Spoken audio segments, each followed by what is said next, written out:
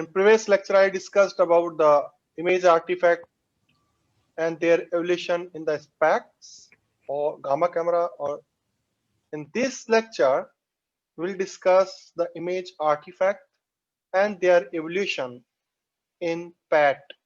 I will not use a CT, the PAT.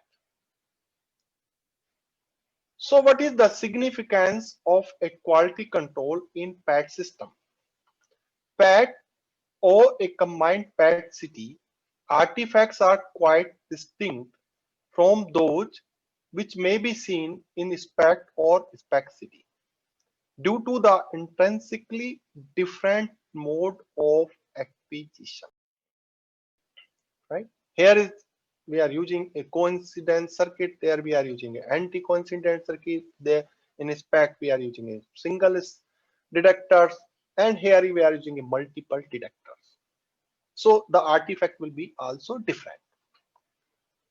Although the artifact is different, the user must be aware of their appearance in the clinical image to detect early malfunctioning of PAT. Right? And these are the different quality control tests which we are performing or which can be performed to check the performance of the PAT camera. First, as you know, as we discussed in case of the SPEC or a gamma camera, that due to the different PMT gain, we are getting different counts from each PMT. But in case of PAT, we are using a number of detectors, and each detectors having a different counting efficiency. Theoretically, it should be same, but practically it is not. They have different counting efficiency.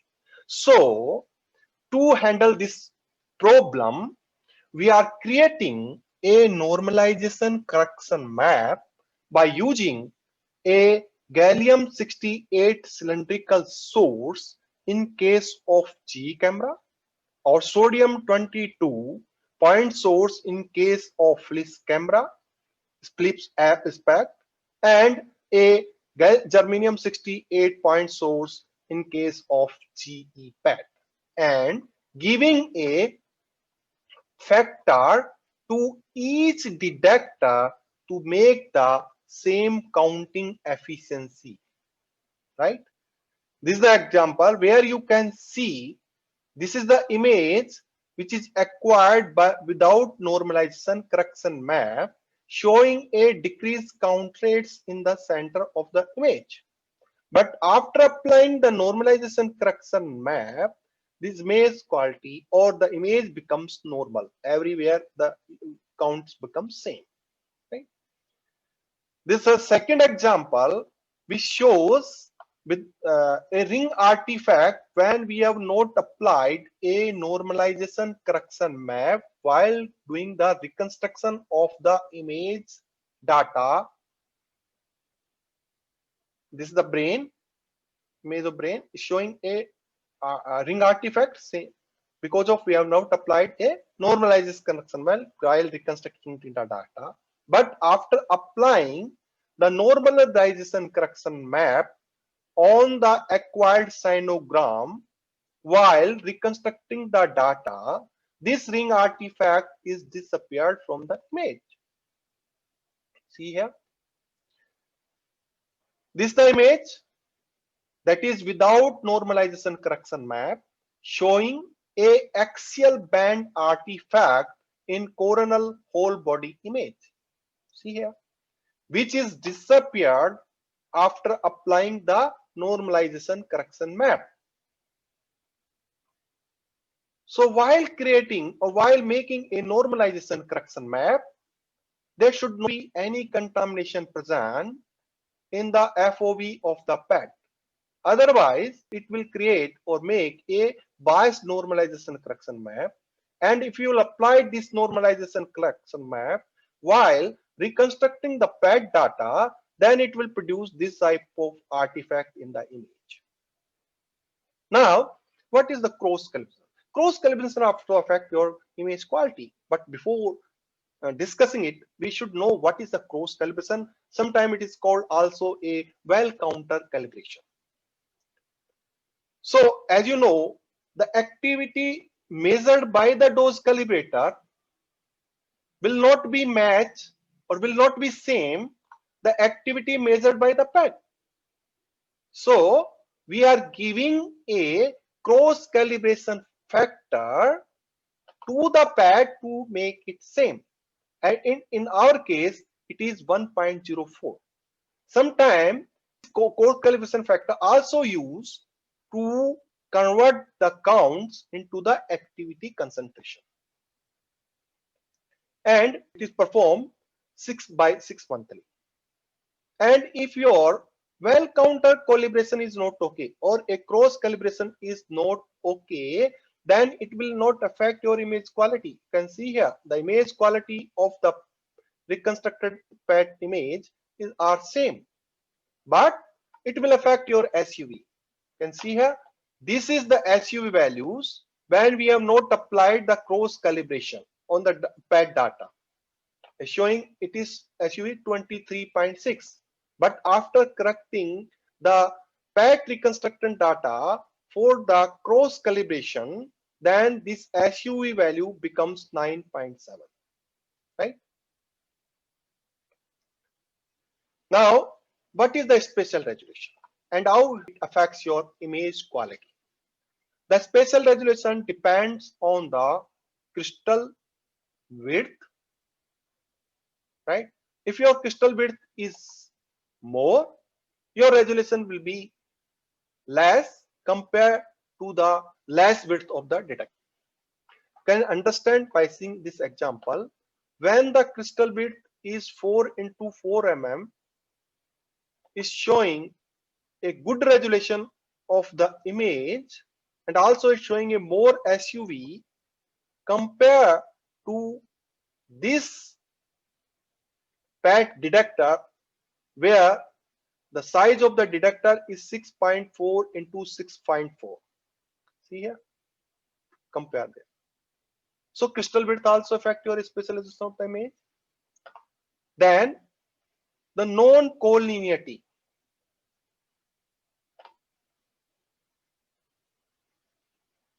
And the because of if a positron annihilate with an electron before it loses all kinetic energy, which is this electron also not remains in the rest, it also having some movement, then it will produce two photons which are not quite at 180 degree apart, and there is a angle deviation of 0.25 degree that is due to the positron emission motion, and that is called non-collinearity. And the non-collinearity depends on the detector diameter, right? Which can be understood by seeing this example. When the diameter of the PET FOV is 8 centimeter, it is showing a good resolution of the image. You can see a point source image as a point. But when the diameter of the PET becomes 80 centimeter, the point source image becomes deteriorated and it is showing a blurred image, or you can say the resolution becomes worst, right?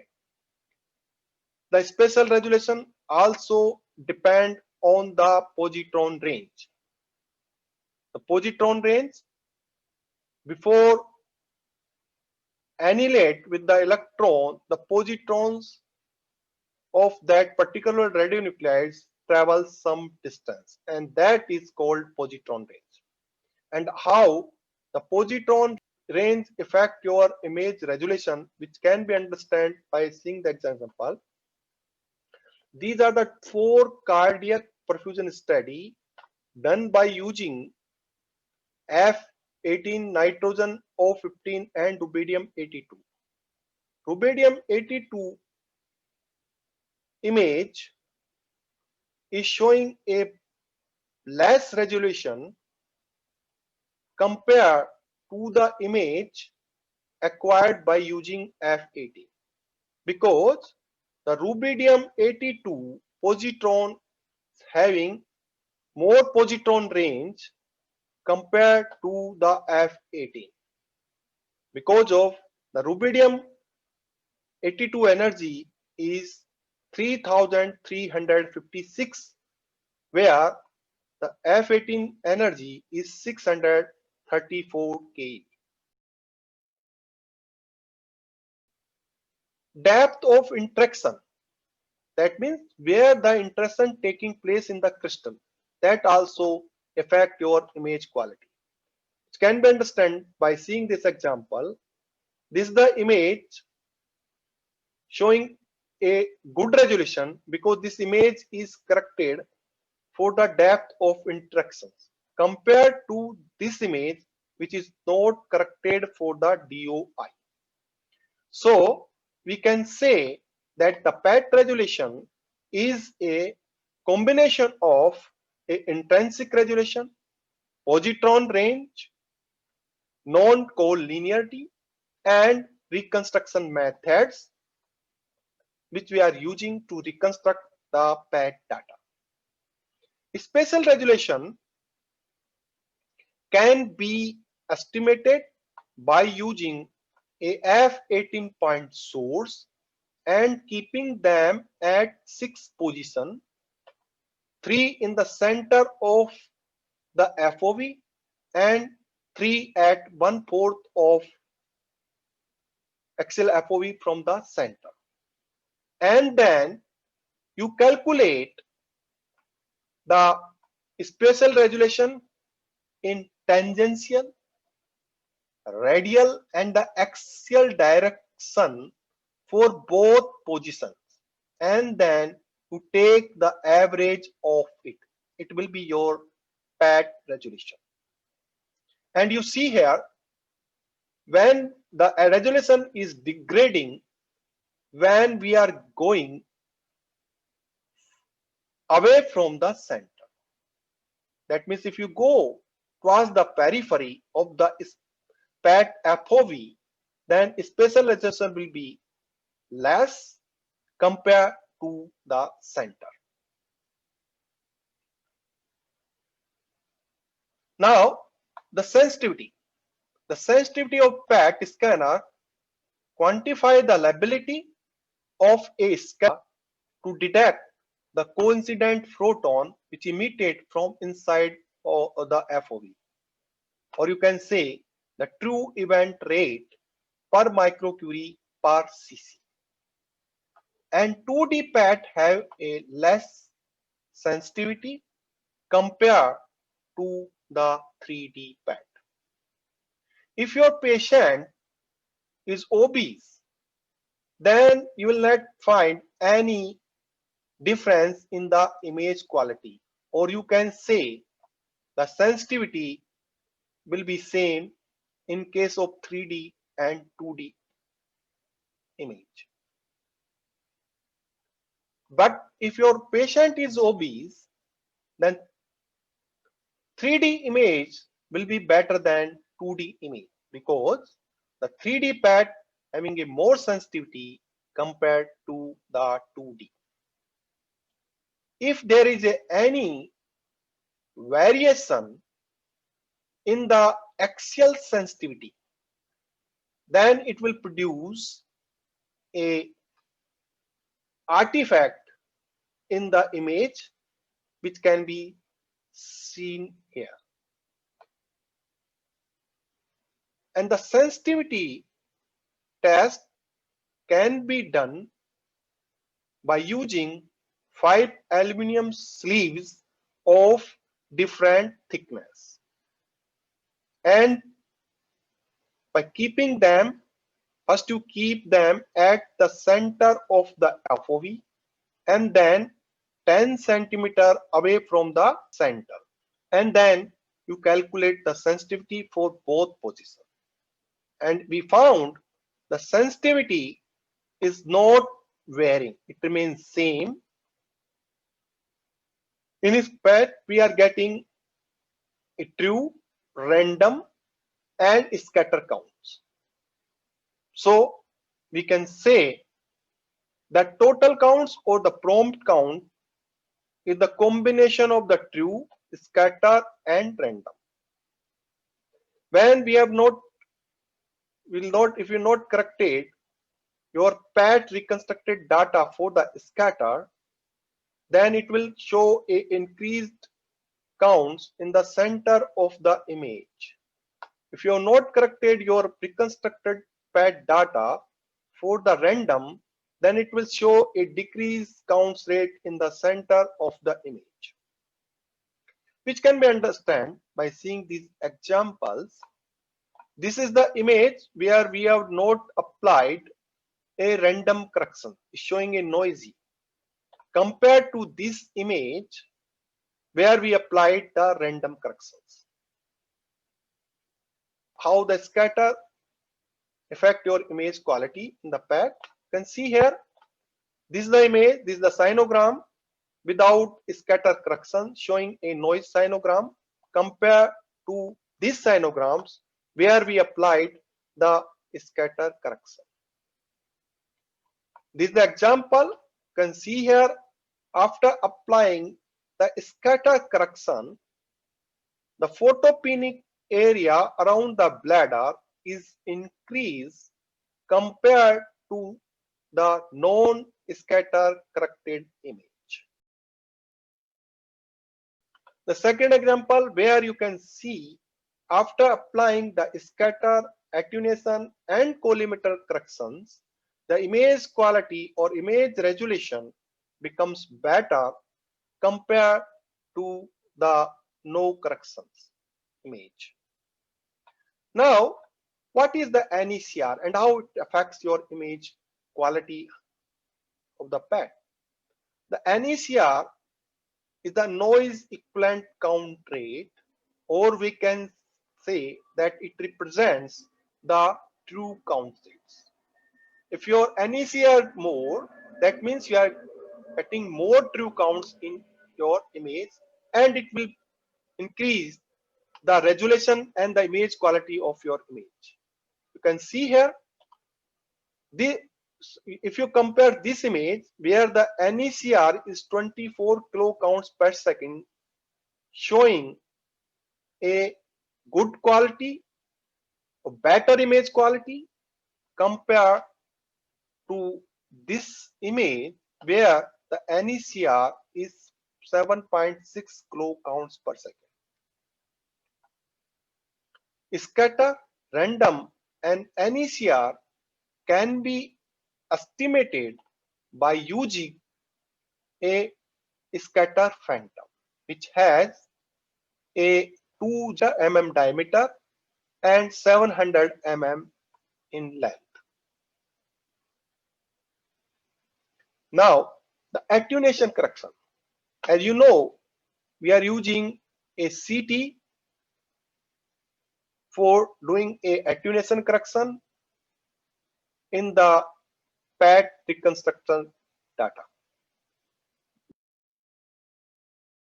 And if you have not applied the attenuation correction, then you lose the contrast of the image. Can understand by seeing the example. You see here, these are the 2-point source. When we acquired this data or when we reconstruct the data without any attenuation correction, then this point source can be visualized, but this is not visualizing. But after applying the attenuation correction, both the point source are visualizing. Right? So this is the importance of the attenuation correction, which can be understood more by seeing this example. This is the image where we have not applied any attenuation correction. See here, it is showing that there are the counts in the lungs. But after applying the attenuation correction on the PAT reconstructed data, you see these lungs becomes clear. Now it is not showing any scatter count or any counts in the lungs, and liver also becomes showing a good shape, and we can see this value compared to this image. The second example, as we discussed in case of SPAC, that if there is a misregistration, or you can say if there is a misalignment between the PAT and CT data, then they will produce a attenuation correction artifact in your PAT reconstructed image. Can we see here?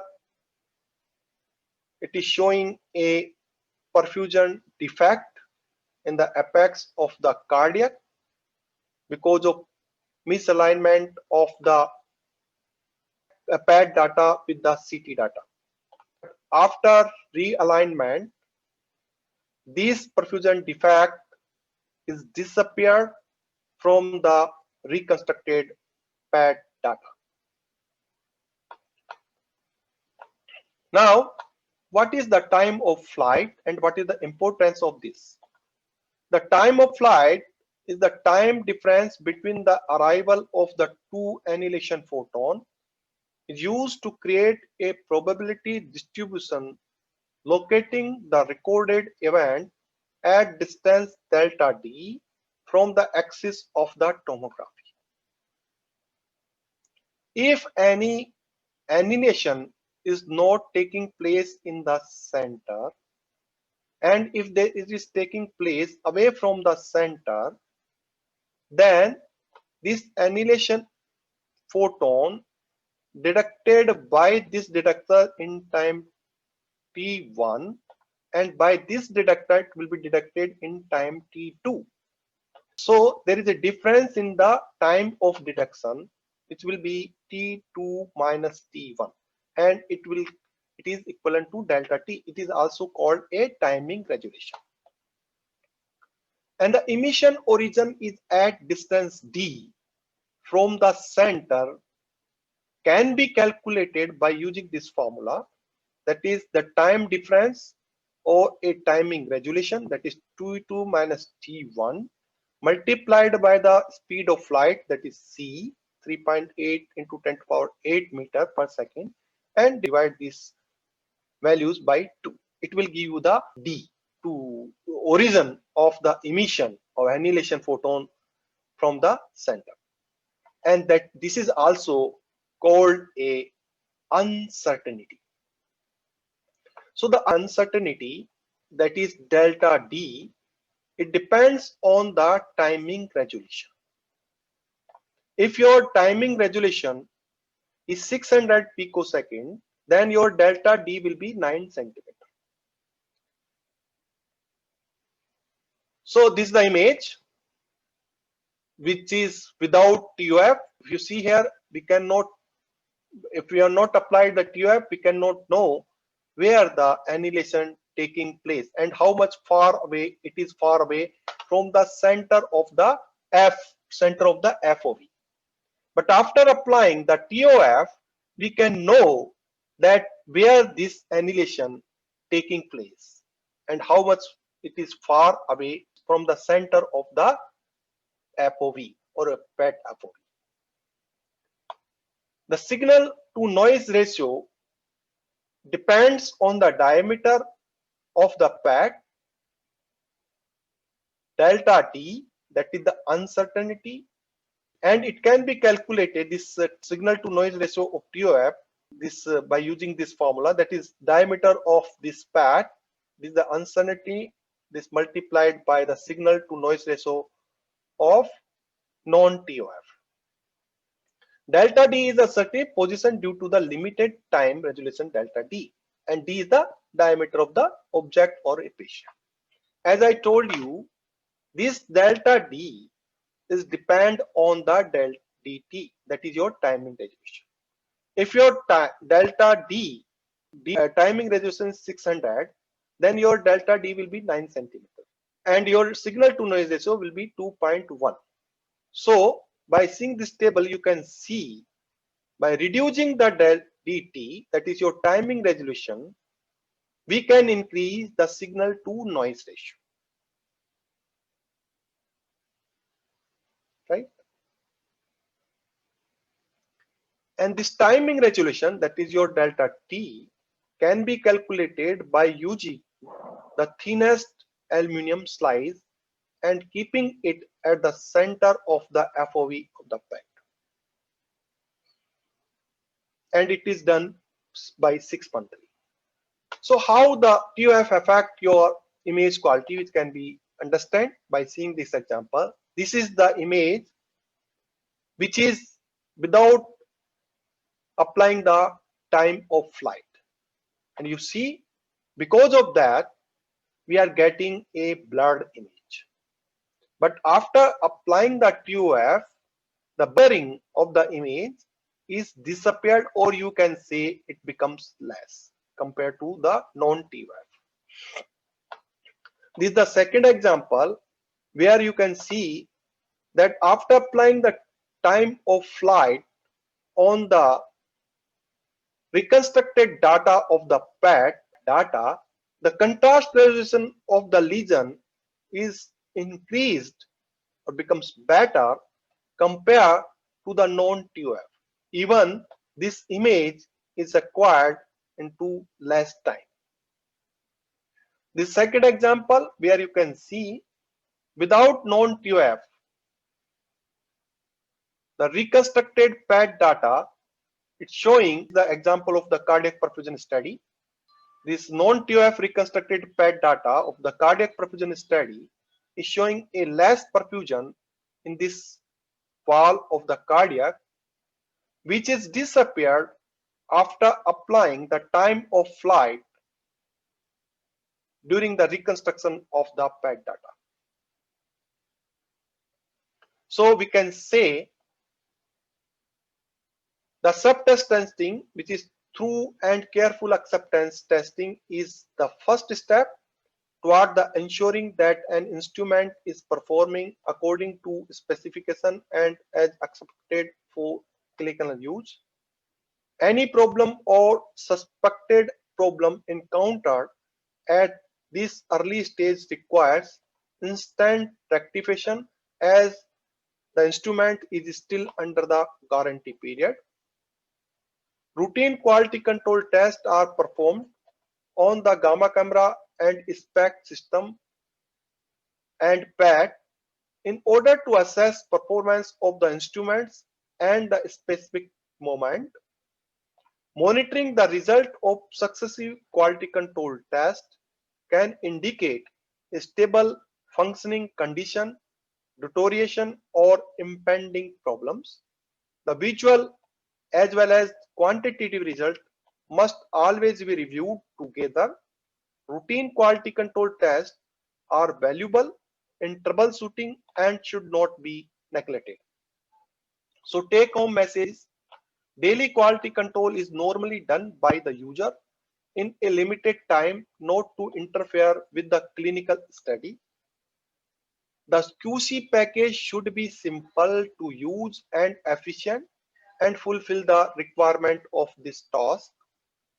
A monthly checkup of the scanner SUV should be performed using a phantom of known volume, which, if activity is homogeneous and the scanner and dose calibrator are correctly calibrated, then it should produce a SUV values of 1.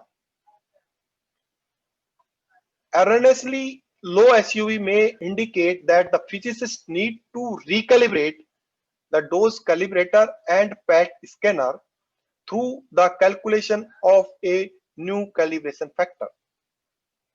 Regular quality control is a crucial factor in reducing artifact due to the tomographic and or ACC system. User of PET and PET CT should be alert at all time to unexpected artifact. A comparison between the attenuation and the scatter corrected image with non-corrected image should be part of routine clinical practice. So in last, I would like to say that to get rid of disease of artifacts, the best medicine is stick to quality control schedule. Thanking you.